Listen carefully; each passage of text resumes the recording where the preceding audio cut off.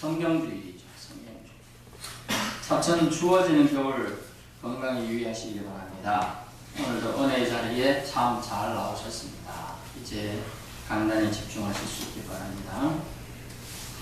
어느 목사님께서 유치원생에게 이렇게 질문을 했습니다. 너 성경 속에 무엇이 들어있는 줄 아느냐? 그러니까 성경 속에 유치원생입니다. 사고를 딱 생각하세요. 유치원생. 그러니까 목사님 저는 잘 모르겠습니다. 근데 저희 엄마 성경 속에는 비상금이 들어있더라고요. 그렇게 해서 웃었다고 합니다.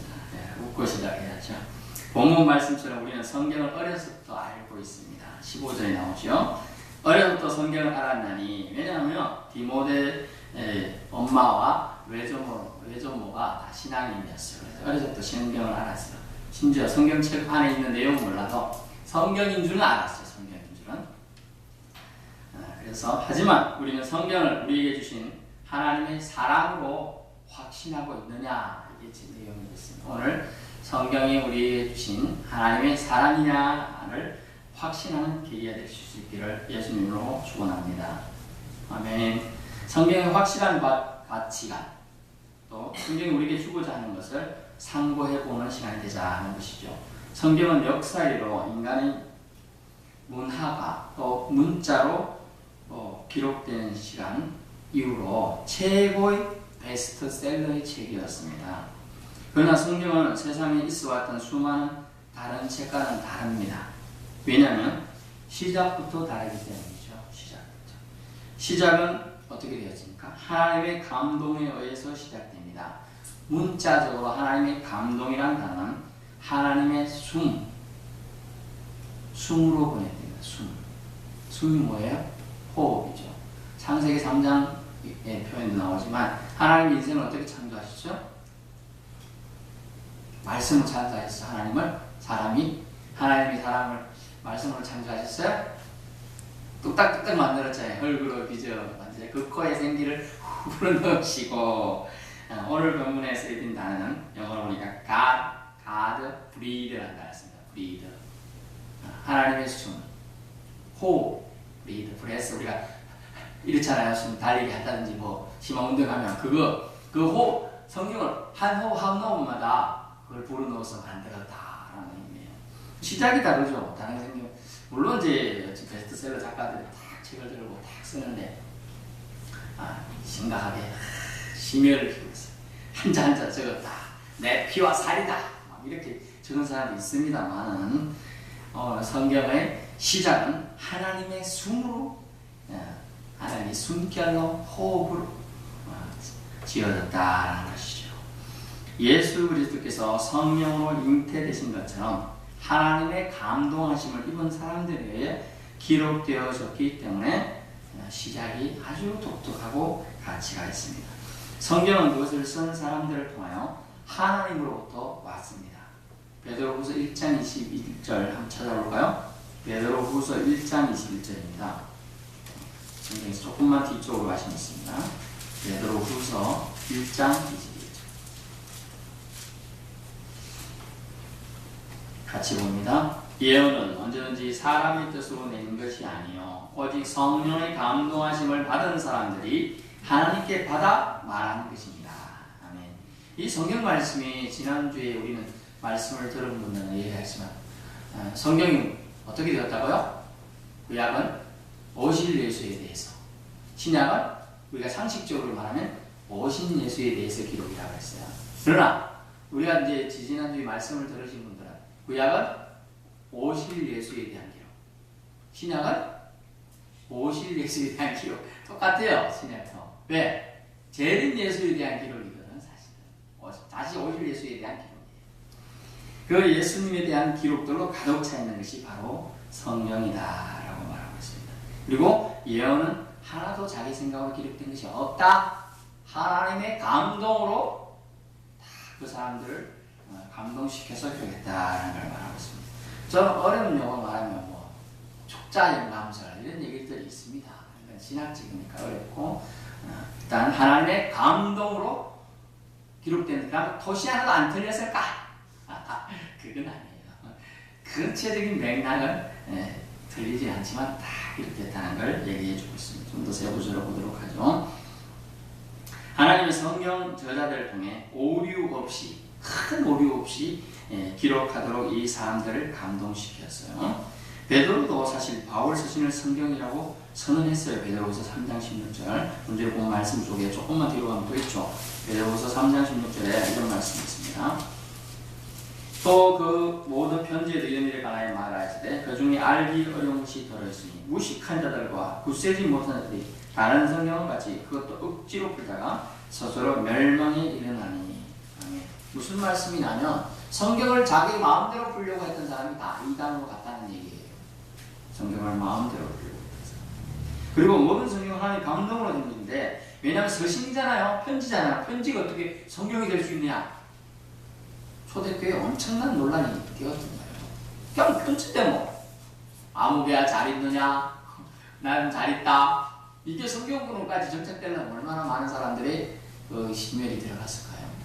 근데 위청찰이 되었잖아요. 그것은 그 세부적인 내용들을 조금 차이는 있을지 몰라도 그게 주고자 하는 메시지가 하나님의 음성이 들어가 있었기 때문에 그렇다는 것이죠. 성경의 영감은 하나님이 사람을 기계적으로 사용했다는 얘기가 아니에요. 하나님의 말씀이 오류가 없고 정확한 기록이 되도록 역사하셨다는 의미입니다.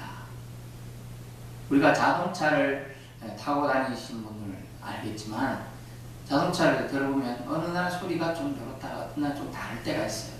그럼 빨리 자동차 정비하는 데 가보는 게 좋아요.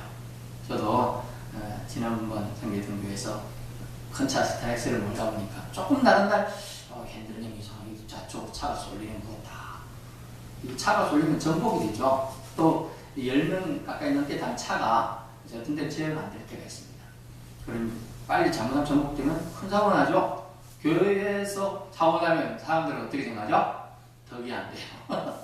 그래서 저는 아주 민감해서 좀 이상하다. 가보면 그쪽이 끊어질 뻔했다는 거예요. 그 왼쪽으로 돌리는 거. 그게 끊어지면 차가 전복된다. 정말 교회 차인지 뭐지 알아서 그런지 몰라도 하나님 은혜네요. 믿지 않는 사람 같은데 그렇게 얘기를 해요. 이 조금만 했으면 큰 사고 날 뻔했습니다, 목사님. 그러는 거예요. 하나님 역시 인간하시게 도와주셨다. 감사했어요. 제가 운전하다 사고 났으면 운전자 책임들이 많다고 또 덮어 쓰거든요. 그런 문제들 민감해야 된다. 왜 그 얘기하면 자동차는 부품이 지난번 말했지만 2만여 가지, 조금 더 상세히 말하면 2만 500개 정도가 됩니다. 부품이. 근데 우리나라에 있는 자동차를 한 공장에서 다만 부품을 만들어내요? 그럴 수가 없어요. 5천여 곳의 공장에서 만들어서 와요. 5천여 곳에. 근데 그 어떤 공장에서는 창원에도 있고 전라도도 있고 전주에도 있고 뭐 이런 식으로 있다고 합니다. 저쪽에 화성에도 있고 뭐 어디 쫙 있는데 흩어져서 쫙 와서 모여가지고 만드는데 언제 본 적이 있나요? 그 부품들끼리 본 적도 없고 만든 사람들이 본 적도 없는데 딱 맞아가지고 이렇게 해가지고 만들어서 자동차가 굴러가는 거잖아요. 큰 오류가 없는 한 자동차는 그 부품 규격에 의해서 생산되면 그대로 잘 굴러가게 돼 있어요. 똑같이 이 성경 말씀도 저자들이 다 다르지만 40여 명이 되는 사람들이 만들고 이래 했지만은 그들 속에서 주고자 하는 메시지는 큰 틀에 벗어남이 없다는 걸 말씀드리는 거예요. 하나님이 우리에게 주시고자 하는 메시지가 틀림없다는 걸 말씀해 주고 있는 것입니다. 성경의 목적이 그럼 뭘까요? 성경을 우리에게 써서 주신 목적은 성경을 대하는, 읽는 사람의 인격을 성숙하게 만들며 인격을 성숙하게 만드는 거예요. 그리고 선한 일을 하도록 인도한다. 17절 말씀 보세요. 이는 하나님의 사람으로 온전하게 하며 퍼펙트 가이를 만드는 뜻은 아니지만 온전하게 해준다. 모든 선한 일을 행할 능력을 갖추게 할 수 있는 힘을 성경이 줄 수 있다는 거. 대단합니다. 성경이 그런 힘을 줄 수 있다니요. 히브리서 4장 12절에 뭐라고 나옵니까? 히브리서 4장 12절에 성경이 어떤 힘을 주는지 말씀해주고 있습니다. 4장 12절 하나님의 말씀은 살아있고 활력이 있어 좌우의 날씨는 어떤 검보다도 예리하여 혼과 영과 및 관절과 골수를 질러 쪼개기까지 하며 또 마음의 생각과 뜻을 판단하나니. 아멘. 하나님 말씀이 있다. 하나님 말씀이 기록된 책이 성경책입니다. 그리고 결국 성경은 살아있고 활력이 있는 말씀이에요. 자원이 날선 어떤 것보다도 예리합니다. 그리하여 혼, 영, 관절, 골수까지 찔러 쪼갤 수 있는 힘이 하나님 말씀에 있다는 거예요. 그래서 말씀을 읽는 자는 그것을 소유할 수 있는 멋진 광선금 같은 걸 소유하는 거예요. 최고의 좋은 레이저총 같은 걸 소유한다고. 그러므로 성경은 우리를 인도하기 아주 부족함이 없는 귀가 충분하면 꼭 좋은 조건들만 가지고 있는 책이다. 성경이 사람을 온전케 한다는 의미는 무엇입니까? 인위적인 성공의 의미를 초월한 것이에요. 사실은 성령의 사역으로 이루어지는 신적인 역사의 의미가 성경에 들어가 있어요. 그것이 뭐입니까? 교훈과 책망과 바르게 함과 의로 교육하기에 유익하다라는 말 속에 녹아 들어가 있는 것이죠. 그럼 성경의 궁극적인 목적은 뭐예요? 지금까지 또 목적인데 또 궁극적인 목적이 있어요. 뭡니까? 그리스도 예수 안에 있는 믿음을 통해 믿음으로 인해 구원에 이르는 뭐가 있게 한다? 지혜를 준다. 그러므로 우리는 성경을 읽어야 됩니까? 안 읽어야 됩니까? 읽어야 돼요. 이거 안 읽어도 돼요? 읽어야 돼요. 그래서 예수 안의 믿음을 통해 구원에 있는 지혜를 주기 때문이죠. 어느 날 손녀딸이 대학교를 가더니 왔어요. 그래서 할머니, 이게 제가 아끼는 책인데 한번 읽어보세요. 특히 여기하고 중요합니다. 그래서 이렇게 끼우는 걸 다 끼워가지고 줬습니다. 딱 끼워가지고 요한복음 3장 16절에 딱 끼워 붙여놓은 줬어요. 근데 안타깝게도 할머니는 글을 못 읽어요. 그래서 할머니가 어떻게 손주가 나한테 읽어보라 했는데 뭔지는 궁금하고 답답했는데 또 근처에 학교가 있는데 가보니까 대학교에 갔어요. 착하게 생긴 학생을 찾았어요. 착하게 생긴. 아, 저 학생이 착해 보인다. 그래가지고 학생 내가 부탁했는데요. 할머니가 그러니까 뭐예요? 그래. 나는 게 아니고 어려운 거 아닌데 이 책에 있는 여기 좀 읽어주면 안 돼? 이렇게 뭔데요? 그러니까 할머니가 내가 글을 몰라서 까막눈이야. 학생 읽어주면 좋겠어. 그래가지고 딱 해가지고 분명을 딱 펴서 바꾸니까 요한복음 3장 16절이에요. 그래서 딱 뭔가 싶어서 뭐냐고 읽으니까 하나님이 세상을 이처럼 사랑하사 독생자를 주셨으니 이런 그를 믿는 자가 멸망하지 않고 영생을 얻게 하려 하심이라. 할머니 잘 들으셨죠? 저 바빠서 갈게요. 그러니까 아유 학생 내가 귀가 잘 안 들려서 한 번 더 읽어봐. 하나님이 세상을 이처럼 사랑하사 독생자를 주셨으니 이는 그를 믿는 자마다 멸망하지 않고 영생을 얻게 하려 하심이라. 좋은 말씀 같은데 잘 이해가 안 되는데 한 번 더 읽어줘. 그래서 하나님이 세상을 이처럼 사랑하사 독생자를 주셨으니 이는 그를 믿는 자마다 멸망하지 않고 영생을 얻게 하려 하심이라. 아멘 하고 읽었는데 그 청년이 놀랍게도 그 몇 번 읽은 말씀이 넘어간 거예요. 그 학생이 그날 어릴 때 믿던 하나님이 생각난 거예요. 집에 돌아가서 펑펑 회개하고 하나님께 다시 돌아가는데 어떤 신앙 간증집에서 이런 책이었어요. 무엇입니까? 하나님은 어떤 방식으로든 잃어버린 생명을 다시 찾기를 원하고 계시고 또 할머니에게도 복음이 전해졌죠. 그래서 가장 중요한 말씀이 전해졌다. 그래서 성경은 어떻게 해야 돼요? 읽어야 돼요. 알겠죠? 못 읽으면 읽어주는 사람을 찾으시면 돼요. 놀랍죠? 그러므로 구원의 전제 조건인 믿음이 생겨나기 위해 성경의 말씀을 인정하고 받아들이고 하나님의 감동으로 된 것으로 믿어야 합니다.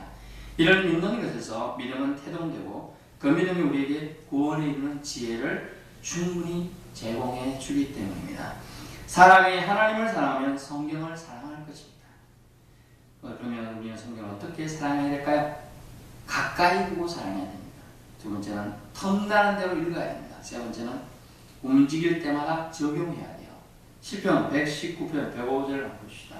우리 아는 말씀입니다. 시편 119편 105절 말씀.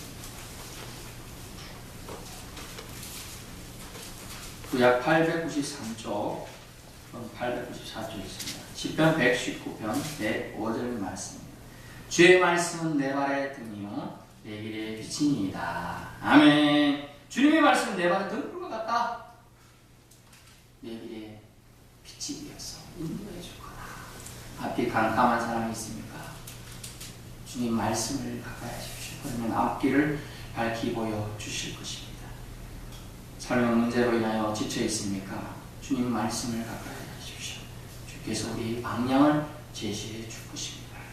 믿으실 수 있기 바랍니다. 그러면 우리는 언제 은혜를 받나요? 성경을 읽을 때 받아요. 우리 눈이 읽고 글씨를 아는 사람은 읽어야 됩니다. 또 두 번째는 성경 말씀을 들을 때, 예배의 자리에 나왔을 때 자꾸 들어요. 믿음은 들음에서 나며. 로마서 10장의 말씀 나오잖아요. 믿는 자가 믿으면 말씀을 들을 때 믿음이 생겨나기 시작합니다. 어떻게 생겨나요? 새로 생겨나요. 이세의 줄기에서 한 싹이 나며 이것이 무슨 의미인가 고민하면서 성경을 또 딴 데 쳐다보고 읽어보고 이렇게 하다가 믿음이 점점 들어가는 것처럼 성경 말씀을 읽고 들을 때 우리는 은혜 받게 되는 거예요. 은혜 받는다는 의미가 무엇입니까? 예전에 한번 말씀드렸죠. 은혜 받는다는 의미가 뭐예요? 그 말씀이 나에게 와 닿는 거예요. 깨닫는 거예요. 깨닫는 거. 이 말씀이 그 말씀이었구나. 이렇게 깨달아지는 게 은혜가 아닙니다. 또는 다른 표현은 어려운 말로 뭐냐면 나한테 그치는 말씀이에요. 이 말씀이 떨어졌는데 나한테 걸림돌이 돼. 왜 이 말 자꾸 생각나지? 왜 이 말씀이 자꾸 생각나서 나에게 걸림돌이 되지? 성경 말씀 이런 말씀이 얘기했다. 너는 저 친구를 도와주거라. 이 말씀이 있는데 저는 저 친구 도와줄 마음이 없어요. 저 친구가 별로 사이가 안 좋아요. 근데 그 말씀 자꾸 생각나. 그럼 어떻게 해야 돼요? 자기 본인에게 그 말씀이 걸림돌이 돼요. 거치는 거예요. 그러나 그 말씀을 적용하려면요, 그 친구를 도와주면 되죠. 어떻게 도와줄 것인가? 직접 도와주면 자존심이 상하니까 간접적으로 친구를 통해서 좀 도와준다는 거. 이런 것도 다 통해요. 마음의 위로가 필요한 친구가 친구를 통해서 문자를 통해서 하실 수도 있고 그런 거죠.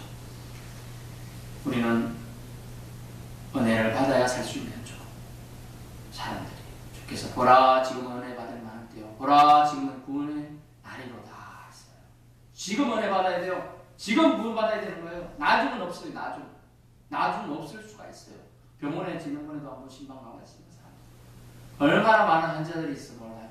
내일 보자 하는데 그게 내일 볼 수 있는지 어쩔지 알 수가 없어요. 우리가 성경을 갖다가 하면 이런 하나님께서 놀라운 축복을 우리에게 먼저 주실 것입니다. 그것은 뭐냐면 네 눈은 바로 보게 되며 네 귀는 바로 듣게 될 것이다. 아멘. 우리가 눈이 있어도 바로 못 보고 왜곡되게 본다면 안경을 쓰고 있어도 잘못된 도수가 안 맞는 안경으로 보는 것과 같은 것입니다. 귀가 있어도 우리가 귀 안에 뭔가가 가득 차가지고 잘 안 들리는 것 같아요. 이면 현상이 뭡니까? 이면 현상. 귀에서 이상한 소리가 나는데요. 제가 아는 원사님 귀에서 대나무가 부딪히는 소리가 나서 미치겠대요. 바로 들을 수 있는 귀가 있다는 거 얼마나 복인지. 말씀이 와닿았을 때 이게 나에게 주신 말씀이라 와닿는 것 자체가 행복이에요. 은혜인 것입니다. 이제 결론입니다. 성경은 첫 번째 하나님께로도 왔습니다. 믿으실 수 있기 바랍니다. 하나님께서 원저자이십니다. 인간에 대한 하나님의 희생적 사랑이 최고로 표현된 특별 계시가 인간을 향한 선한 길잡이가 바로 성경이다. 그러므로 성경은 하나님께로부터 왔습니다. 두 번째, 하나님이 택하신 사람들에 의해서 저술되었습니다. 66권입니다. 구약 39권, 신약 27권. 저는 어릴 때 안 외우셔서 구구단을 외웠습니다. 39, 27로 외워가지고 외웠습니다. 우리가 하나님 택하신 사람들에 의해서 42명의 사람들에 의해서 상관 모르는 사람들에 의해서 구약 대표적으로 모세, 신약 대표적으로 사도 바울, 그 외에 이제 복음서 저자들 이렇게 기록되어 있죠. 그게 달라요. 아는 사람들 생각도 달라요. 하지만 그들의 기록은 어떻겠습니까? 제 기능들을 다 발휘해서 어떤 방에 우리가 성경을 여러 번 읽고 이제 우리가 나이만큼 되신 분들은 이제 어르신들은 자기 나이만큼 읽으리라 하고 제가 작정하고 20몇 살부터 읽었는데요. 뭐 쉬운 게 아니에요. 20살 한 해 2번 정도 3번 읽어야지 지금 맞는 거예요. 제가 그래서 겨우 읽고 채웠는데 쉬운 게 아닙니다. 자기 나이만큼 성경을 한번 도전해보세요. 도전. 의미 있는 도전이 될 것이고요. 여러분 영어 공부 안 됩니까? 하나님 주신 지혜가 있는 사람들 어떻게 영어 공부하는 줄 알아요? 영어 성경을 보면 돼요. 제가 중학교 때부터 대학 졸업할 때까지 A+를 안 놓쳤어요. 근데 지혜가 뭐냐면 그때 한영 성경이 국제 기독교협회에서 나온 조만한 성경책이 있어요. 파라지로 돼 있잖아요. 요거 반 크기. 근데 거기 보면 영어로 돼 있고 한글로 돼 있는 게 있어요. 그걸 이제 쉬는 시간마다 10분마다 화장실 막 뛰어서 갔다 오고 남는 시간 보고 그 옆에서 모르니까 뜻이 이해가 안 되니까 한걸 옆에 보면 영어를 보고 영어 보면 이렇게 공부를 했어요. 그런데 그때부터 영어가 확 트이더라고요. 그래서 그때 제가 키도 작았지만 얼굴도 까마득적한 사람이 영어 스피치 대회로 나가고 중학교 영어 선생님이 저를 얼마나 표현했는지 너무 귀여워하고 예뻐하고 막 말이 더라득하면 신모시기 일나제 하고 이거 막 쭉 제가 그래도 엉터리긴 해도 막 읽고 난다고 완성하고 하니까 좋아했죠. 시골이니까 재밌었던 생각이 나요. 영어를 그렇게 영어 성경을 갖다 하면 영어 잘해요. 이제 국제 글로벌 시대예요. 그러다 보니 언제 하나님 우리를 도로 사용해서 몽고에 갖다 놓을지 저 파키스탄에 갖다 놓을지 몰라요. 준비하시는 사람은 쓰임 받습니다. 준비하시는 사람. 지금 우리나라에서는 뭐 할 것 없다 이렇게지만 외국에 특별히 주로 나가보면요. 아이고 손이 필요한 데가 너무 많아요. 건강한 사람들이 가서 할 일이 얼마나 많은지 몰라요. 한번 갔다 온 사람은 도저히 근데 눈이 밟혀서 다시 오고 싶지가 않대요. 계속 또 나가야 돼요. 그렇게 많은 봉사들을 하는 거죠. 이제 우리의 시각을 넓히시길 바랍니다. 그러면 우리가 하나님의 사랑으로 더욱더 멋지게 지어져 간다는 것이죠. 세 번째, 성경은 사람들을 위해 쓰여졌습니다. 성경은 저술된 예가 한 번도 크게 고쳐진 적이 없어요. 누가복음 16장 17절을 마지막으로 한번 봅시다. 누가복음 16장 17절. 누가복음 16장 17절입니다. 그러나 율법의 환핵이 떨어짐보다 천지가 없어짐이 쉬우리라. 아멘. 하나님 말씀은 한 획도 떨어지지 않는다. 천지는 없어지는 하나님 말씀은 절대로 떨어지거나 없어지지 않을 거랍니다. 성경은 완벽한 책입니다. 퍼펙트한 거죠. 성경은 사람에게 믿음이 생겨나게 하고 구원에 이르는 지혜를 줍니다. 개인적으로 여러분 성경이 만든 사람 인물책이 있잖아요. 뭡니까? 존 워너 메이커.